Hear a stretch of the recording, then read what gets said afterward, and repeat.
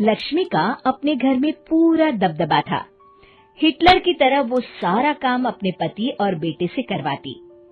धीरे धीरे उसके पति की तबीयत खराब रहने लगी। सुनो जी, अब आप बुजुर्ग हो गए हो, काम में भी अब हाथ आपके फुर्ती से नहीं चलते। अरे भाग्यवान, भगवान से डर, तुझसे मैंने शादी अपने इकलौते बेटे के अच्छे पालन पोषण के लिए की थी, लेकिन तूने तो उसका बेड़ा गर्क कर दिया। मैंने क्या किया?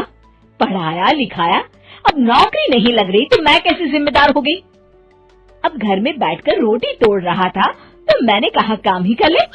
एक तो भला करो और ऊपर से बातें सुनो। तभी सारंग वहां आ जाता है। बहुत भूख लगी है माँ, कुछ खाने को दे दो। अब तुम्हारे पापा का हाथ तो चल नहीं रहा है, मैं ही जा रही हूँ आज किचन में, बनाती हूँ कुछ। हे भगवान, कैसे होगा इतना काम मुझसे? लक्ष्मी किचन में काम कर रही होती है कि तभी अचानक उसे आइडिया आता है। अरे मैं भी ना, अरे यहाँ तो फ्री की नौकरानी ला सकती हूँ मैं, फिर मैं क्यों खाना बना रही हूँ?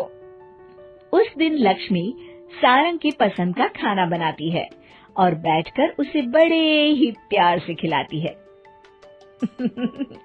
खा ले बेटा, खा ले, पेट भर के खा ले। अरे रुक, मैं तेरे लिए ना गर्मा गर्म रोटियां लाती हूँ। सारंग और उसके पिता एक दूसरे की ओर बड़े ही हैरानी से देखते हैं। बेटा सारंग, जरूर दाल में कुछ काला है, वरना ये औरत तो हमें बासी खाना भी सुकून से ना खाने दे। सुनील की बात लक्ष्मी सुन लेती है और जोर जोर से चिल्लाने लगती है। अरे हाँ, भलाई का तो जमाना ही नहीं रहा। एक तो आग में खुद को जलाकर तुम लोगों के लिए खाना बना रही हूँ और ऊपर से तुम्हें दाल काली लग रही है। अरे माँ, पिताजी का ये मतलब नहीं था, तुम बुरा मत मानो।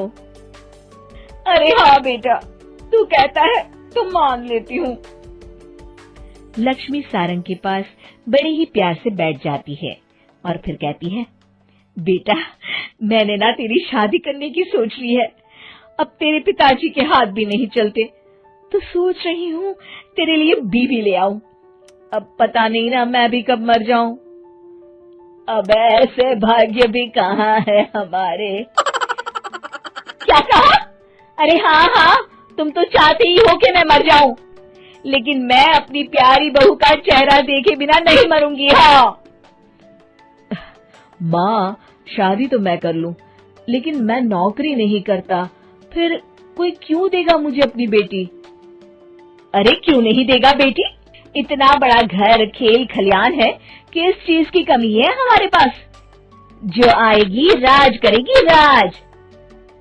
हम तो ना कर पाए राज, ये बोलो कि एक और नौकर तुम्हारे पास आ जाएगा।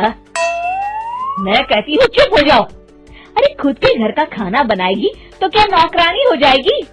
अब तुमसे तो किचन का काम होता नहीं, तो कोई तो करेगा ना। ठीक है माँ, तुम जैसा सही समझो बस। अब मेरी एक शर्त है, लड़की जो भी हो वो दिखने में कैसी भी हो या कहीं की भी हो, बस पढ़ी लिखी होनी चाहिए। अरे हाँ, ला देंगे पढ़ी लिखी बेटा, मैंने कौन सा काम करवाना है उससे। हाँ।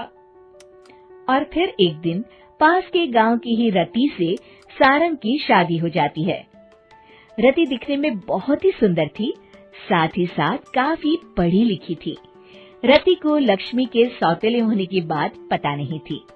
शुरू में जब रति ने सारंग को घर का काम करते देखा तो हैरान रह गई।